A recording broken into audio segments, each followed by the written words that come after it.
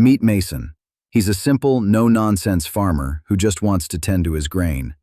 But he's got a pest problem, and we aren't talking about your average field mice. Mason walks into his old wooden barn and finds out the local rats haven't just been eating his crops. They've completely evolved. They are straight-up building tools, wearing makeshift armor, and shooting back at him with miniature crossbows. Bloody hell indeed. Realizing his old cat, Susan, and basic traps aren't going to cut it, Mason does what any desperate property owner in a hyper-capitalist future does. He calls tech support. Enter Trap Tech. A slick, overly enthusiastic salesman arrives in a high-tech vehicle, showing Mason a holographic catalog of automated death. The salesman pitches him the ultimate upgrade, a fire-and-forget laser turret system that promises absolute rodent eradication. Mason asks the only question that matters. Sigh. How much? The lasers go to work, and the results are incredibly messy. The rat body count piles up, but so does the collateral damage when the system accidentally vaporizes Mason's poor cat. But the rats aren't stupid. Displaying insane tactical intelligence, they organize, outsmart the system, and smash the cameras, leaving Mason right back at square one. Time for the big guns.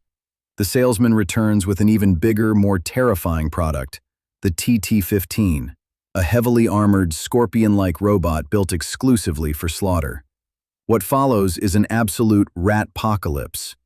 The TT-15 marches into the barn, and the whole sequence turns into a chaotic, bloody opera as the robot systematically massacres the rats with blades and miniguns. The TT-15 doesn't just exterminate, it tortures. It hunts them down with remorseless clinical cruelty. The rats try to fight back, dragging out modified farm machinery in what Mason literally describes as World War '4, but they are completely outmatched. As Mason watches the carnage, something shifts. He sees the sheer terror in the rat's eyes. He witnesses a rat genuinely mourning the death of its fallen comrade. He realizes these aren't mindless pests. They are a community fighting desperately for their home.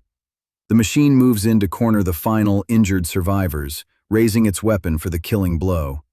But Mason has finally seen enough. His humanity kicks back in.